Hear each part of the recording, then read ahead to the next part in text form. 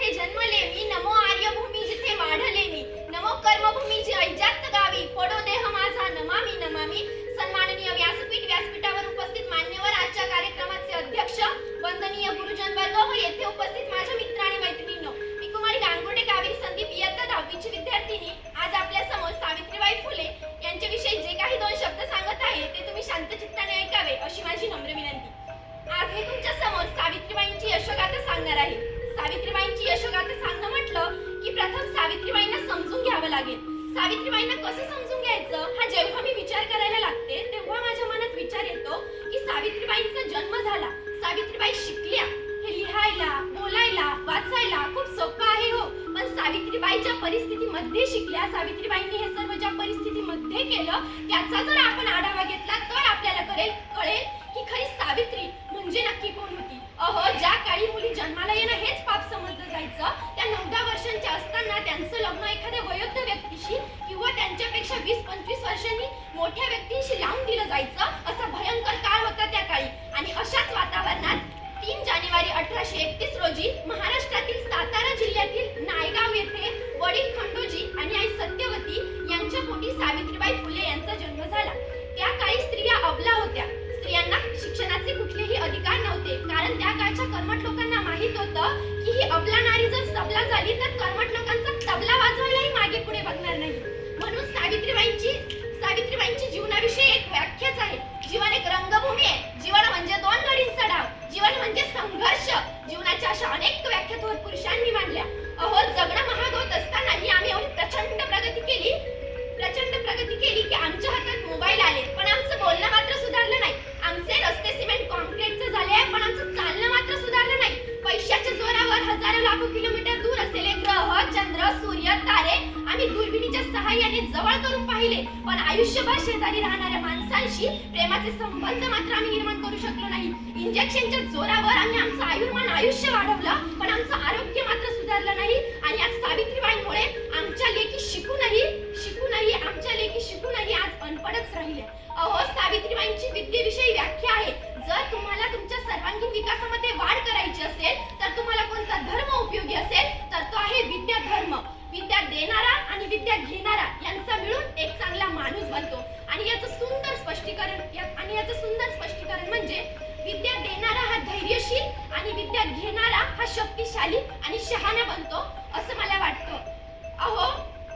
म्हणूनच तर आज अंतराळवीर म्हणा, पायलट म्हणा, मुख्यमंत्री म्हणा, अगदी राष्ट्रपती पदापर्यंत माझी स्त्री पुरुषांच्या खांद्याला खांदा लावून काम करत आहे. पण का कुणास ठाऊक माझ्या मनामध्ये दुःख निर्माण होतं. माझ्या दुःखाचं कारण असं आहे की जरी माझी स्त्री पुरुषांच्या खांद्याला खांदा लावून काम करत असेल तर माझ्या या जगात स्त्री भ्रूण हत्येचा विषय निर्माणच का होतो याचा प्रत्येकाने विचार करायला हवं. आणि मुलगी जन्माला येते मुलगी जन्माला, पण मुलगा आणि मुलगी असा भेद केला जातो. याचं सुंदर स्पष्टीकरण आपल्या घरचंच घ्या ना. आपल्या घरी साधं बल्ब जरी लावायचं असलं ना तरी आपले घरचे म्हणतात, अगं तू नको लावूस, तुला नाही जमणार, दादा येईल ना तेव्हा तू लावेल. इथेच तर तुम्ही तिला कमजोर बनवतात. इथेच प्रत्येक आई वडिलांनी आपल्या मुलीच्या पाठीशी खंबीरपणे उभं राहिलं पाहिजे असं मला वाटतं. शेवटी जाता जाता या व्यासपीठाची राजा घेता एवढंच सांगेल, शब्दांनाही कोडी पडतील अशी काही माणसं असतात. केवढं मोठं भाग्य असतं ना जेव्हा ती माणसं आपली असतात. सन्माननीय व्यासपीठावरील सर्वांना प्रथम वादन करते मी कुमारी नवले सायनी संजय, श्री अजितदादा पवार माध्यमिक विद्यालय सोग्रस इयत्ता 9वीची विद्यार्थिनी. प्रस्तुत विचारपीठावरती सर्वप्रथम सावित्रीबाईंच्या पवित्र स्मृतीस प्रथमतः वादन करते आणि माझ्या शब्दांना सुरुवात करते. जी माणसं इतिहास घडवतात ती इतिहास विसरू शकत नाही, आणि जी माणसं इतिहास विसरतात ती इतिहास घडवू शकत नाही.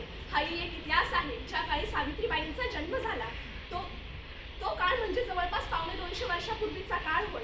त्या काळी समाजाची रचना ही विषमतेवर आधारित होती. स्त्रियांना शिक्षणाचा अधिकार नव्हता. शिक्षण हे फक्त पांढरपेशा समाजासाठीच मर्यादित होतं. अशा काळात एका तेजोमय ज्ञानज्योतीचा जन्म सातारा जिल्ह्यातील खंडाळा तालुक्यातील नायगाव येथे 3 जानेवारी 1831 रोजी वडील खंडोजी नेवसे पाटील व आई सत्यवती यांच्या पोटी झाला. स्वप्ने ती नसतात जी माणसं झोपेत बघतात. स्वप्ने ती असतात जी माणसं उघड्या डोळ्यांनी स्वप्ने ती असतात जी माणसाला झोपू देत नाही. आणि अशीच स्वप्न सावित्रीबाई फुले व ज्योतिराव यांनी पाहिली होती. आणि म्हणूनच तर आज मुली शिक्षण घेताना आपल्याला दिसत आहेत आणि इतिहासही सावित्रीबाईंसारख्या स्त्रियांनीच घडवलेला आहे. उदाहरणार्थ जिच्या कुशीतून या स्वराज्याचं स्वप्न साकार झालं त्या राजमाता मासाहेब जिजाऊ दत्तक पुत्र पाठीशी बांधून हातात तळपती तलवार घेऊन इंग्रजांविरुद्ध झुंज देणारी राणी लक्ष्मीबाई, महाराणी तारा राणी, स्वराज्याची गरुड झेप घेणारी बुलबुल सरोजिनी नायडू, महाराष्ट्राची पायाभरणी करणारी स्त्री मॅडम कामा, अशा अनेक नवरत्नांची नावे सांगता येतील. 1 जानेवारी 1848 रोजी सावित्रीबाई फुले व महात्मा ज्योतिराव फुले यांनी पुण्यातील बुधवार पेठेत मुलींसाठी पहिली शाळा काढली आणि ही पहिली शाळा काढून त्यांनी स्त्री शिक्षणाची मुहूर्तमेढ रोवली. स्त्री शिक्षणाचा खऱ्या अर्थाने पाया रचला असं मला वाटतं. पण कर्मठ लोक जुमानले नाही, ते त्यांना त्रास देतच राहिले. परंतु सावित्रीबाई फुले ह्या एकनिष्ठ होत्या, कर्मनिष्ठ होत्या. त्या खचल्या नाही, त्या घाबरल्या नाही, त्यांनी माघार घेतली नाही, तर त्यांनी त्यांचे कार्य पुढे तसेच चालू ठेवले व फक्त अवघ्या 4 वर्षात त्यांनी 18 शाळा काढल्या. या दीपणाऱ्या यशासाठी त्यांना ब्रिटिश सरकारकडून सन्मानित करण्यात आलं. सावित्रीबाई फुले यांची विद्येबद्दल अतिशय सुंदर अशी व्याख्या आहे. सावित्रीबाई फुले असं म्हणतात की जर तुम्हाला तुमच्या सर्वांगीण गुणांमध्ये जर वाढ करायची असेल, तुम्हाला तुमच्या सर्वांगीण गुणांमध्ये जर विकास करायचा असेल तर जर कोणता धर्म उपयोगी पडत असेल तर तो आहे विद्याधर्म. कारण विद्या देणारा आणि विद्या घेणारा यांना एकत्र करून एक चांगला माणूस तयार होतो. आणि याचं थोडक्यात मी तुम्हाला स्पष्टीकरण देऊ इच्छिते. विद्या देणारा हा धैर्यशील आणि विद्या घेणारा हा शक्तिशाली आणि शहाणा माणूस बनतो. म्हणूनच तर तुम्ही बघा ना, आज अंतराळवीर म्हणा, डॉक्टर म्हणा, इंजिनियर म्हणा, अगदी मुख्यमंत्री, राष्ट्रपती पदापर्यंत माझी स्त्री पोहोचलेली आहे. माझी स्त्री आज पुरुषाच्या खांद्याला खांदा लावून काम करत आहे. माझी स्त्री आज पुरुषाच्या बरोबरीने चालत आहे. एवढं सगळं बोलत असताना मनामध्ये खंत निर्माण होते, मनामध्ये दुःख निर्माण होतं की आज जरीही माझी स्त्री पुरुषाच्या खांद्याला खांदा लावून काम करत असेल तरीही आज या जगामध्ये स्त्रीभ्रूण हत्या हा विषय निर्माणच कसा होतो याचा प्रत्येकाने विचार केला पाहिजे. सावित्रीबाईंना मी फक्त एवढं म्हणू इच्छिते की सावित्रीबाई, तुम्ही एक लेख शिकली तर शिकतील हजारो पिढ्या असं म्हणत सावित्रीबाई तुम्ही शिकवलंच तुमच्या लेकींना. तुमच्या लेकी आज इतक्या शिकल्या की गर्भातल्या सावित्री त्यांनी गर्भातच मारल्या. याचा प्रत्येकाने विचार करणं गरजेचं आहे असं मला वाटतं. सावित्रीबाईंच्या कपाळी जो आपण आडवाटिया बघतो ना, तो आडवाटिया सांगतोय की उभी व्यवस्था सुद्धा आडवी करण्याची ताकद असणारी स्त्री म्हणजे सावित्रीबाई फुले. आजच्या कार्यक्रमाचे अध्यक्ष, उपस्थित मान्यवर, वंदनीय गुरुजन वर्ग व येथे जमलेले माझ्या बालमित्रांनो व मैत्रिणींनो, आज 3 जानेवारी म्हणजे सावित्रीबाई फुले जयंती. आज यांच्याबद्दल मी सावित्री ज्योतिबा फुले बोलते. हे या विषयावर बोलणार आहे तरी ते तुम्ही शांत चित्ताने ऐकावे अशी माझी नम्र विनंती. ओळखलात का मला? होय, मी सावित्री ज्योतिबा फुले बोलते. एरवी मी बोललेही नसते, पण तुम्ही माझ्या विचारांचे घोटून स्क्रीन केले. चक्क मला देवी म्हणून फोटोमध्ये फ्रेम केले.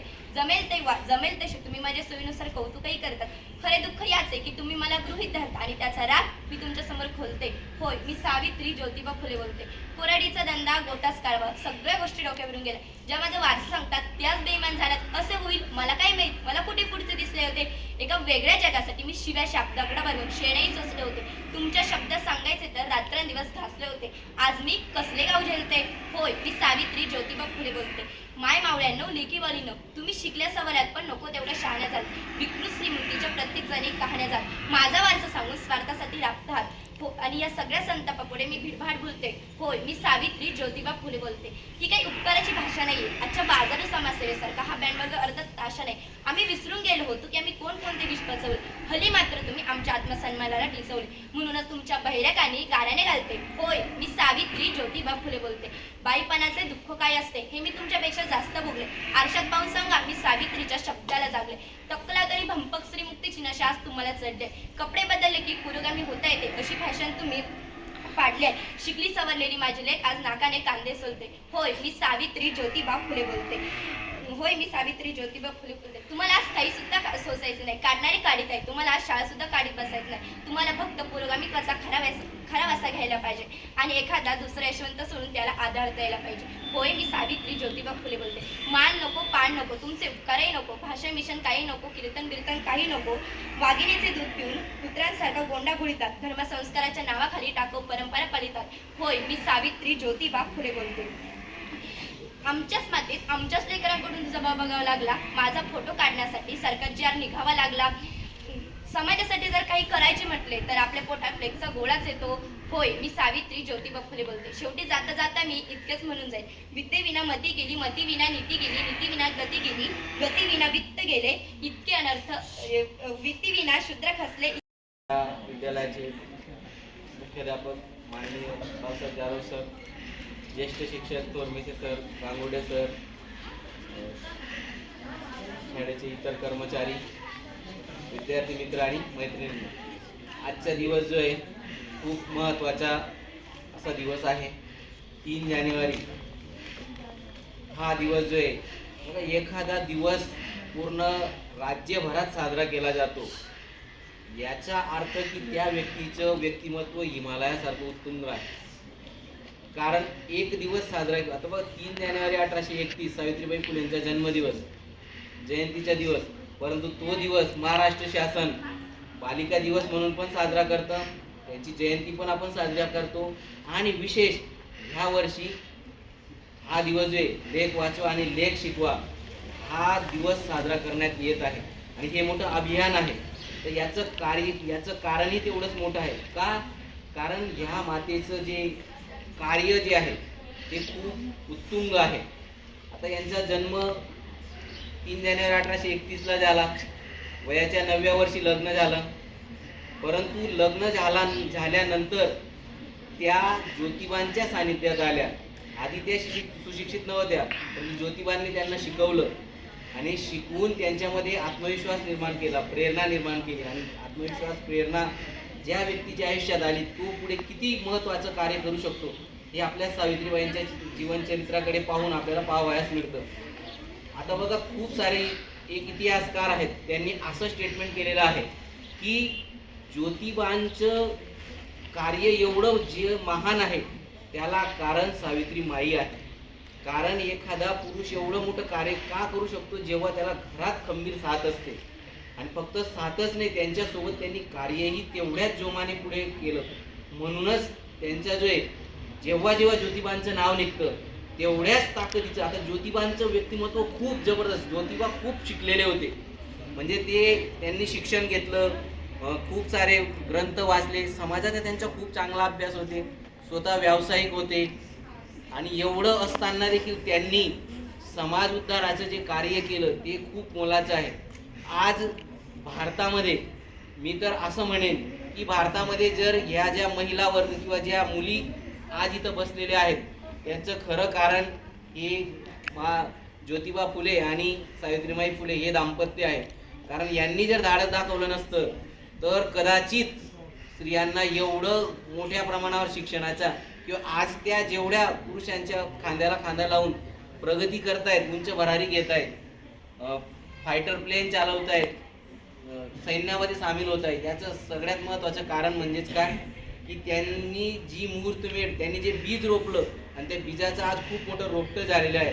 आज तुम्ही बघा प्रत्येक क्षेत्रामध्ये महिला पुढे आहेत. मग तुम्ही सायन्सच्या क्षेत्रात बघा, वैज्ञानिक पण आहेत प्रत्येक क्षेत्रात. आता वर्तमानपत्र वार्ताहर बघा, TV अँकर बघा, त्याच्यानंतर शिक्षिका बघा, डॉक्टर बघा, वकील बघा, सर्व क्षेत्रांमध्ये महिलांनी जे आपला जो ठसा जो उमटवलेला आहे आणि त्याला कारण जे आहे त्याला कारण सावित्रीबाई फुले आहेत. आता बघा, यांचा जर आपण इतिहास जर बघितला तर यांनी 1848ला पहिली मुलींची शाळा काढली आणि त्या शाळा काढल्यानंतर पुढे 2 वर्षांनी लगेच अस्पृश्यांसाठी शाळा काढल्या आणि ह्या शाळा काढल्या. आज सावित्रीबाई फुले यांची जयंती, याबद्दल मी तुम्हाला 2 शब्द सांगते ते तुम्ही शांतपणे ऐकावे अशी विनंती करते. सावित्रीबाई फुले यांची जयंती आल्यानंतर माझ्या मनामध्ये आनंद होतो. कारण इतक्या साऱ्या विद्यार्थिनी मुलींनी शिकताना बघते. त्याच प्रकारे कोणी राष्ट्रपती, कोणी पायलट, एवढंच नाही तर भारतीय सैन्य दलामध्ये सुद्धा आजकाल मुली भरती होतात आणि शत्रूंसोबत त्या लढतात आणि देशाला विजय सुद्धा मिळवून देतात. आणि एका प्रकारे इथं माणसं काळ जर बघितला तर दुःख सुद्धा होतं आणि डोळ्यामध्ये पाणी सुद्धा येतं. कारण ज्या विद्यार्थी आता ज्या मुली शिकत आहे त्यांच्यासाठी सावित्रीबाईंनी जे यातना सहन केल्या, जेव्हा त्या घरातून शाळेत जाण्यासाठी निघायच्या त्यांच्या बॅगेमध्ये 2 साड्या असायच्या. एक साडी त्या नेसलेल्या असायच्या आणि जेव्हा रस्त्याने जात असायच्या लोक त्यांच्यावरती शेण, दगड, धुंडे फेकायची. एवढंच नाही तर थुंकायची सुद्धा, त्यांना शाप द्यायची, शिव्या द्यायची घाण घाण. तरीही ते एवढं सगळ्या मातीने सगळ्या गोष्टींनी माखलेल्या असून शाळेमध्ये जायच्या, दुसरी साडी नेसायच्या आणि परत मुलींसोबत जाऊन शिकवण्यासाठी उभ्या राहायच्या. बघा, जेव्हा 8-9 वर्षाच्या मुली असतात त्या अतिशय लहान असतात. लग्न म्हणजे काय हा अर्थही त्यांना माहीत नसतो. त्या वयामध्ये त्यांचं लग्न व्हायचं अतिशय वृद्ध व्यक्तीसोबत. जेव्हा तो माणूस जेव्हा वारतो तेव्हा ती विधवा बनते आणि त्या विधवेला अतिशय इतकी घाण वागणूक दिल्या जायची की तिचे केशवेपण केलं जायचं, तिला वेगवेगळ्या गोष्टीतून बाहेर काढण्यात यायचं, देवपूजेचा अधिकार तिला नसायचा, योग्य असं अन्न सुद्धा तिला खायला भेटायचं. निकाल मी जाहीर करतो. आता 5वा जो क्रमांक आलेला आहे कुमारी जाधव सानिका संतोष इयत्ता 9वी. 4थ क्रमांक कुमारी पालिवाल राधा रमेश इयत्ता 10वी. 3य क्रमांक कुमारी गांगुर्डे ईश्वरी गोपाळ इयत्ता 9वी. 2य क्रमांक कुमारी नवले सायली संजय इयत्ता 9वी. मला वाटतं प्रथम क्रमांक आता तुमच्या लक्षात आला असेल, कुमारी गांगुर्डे कावेरी संदीप इयत्ता 10वी.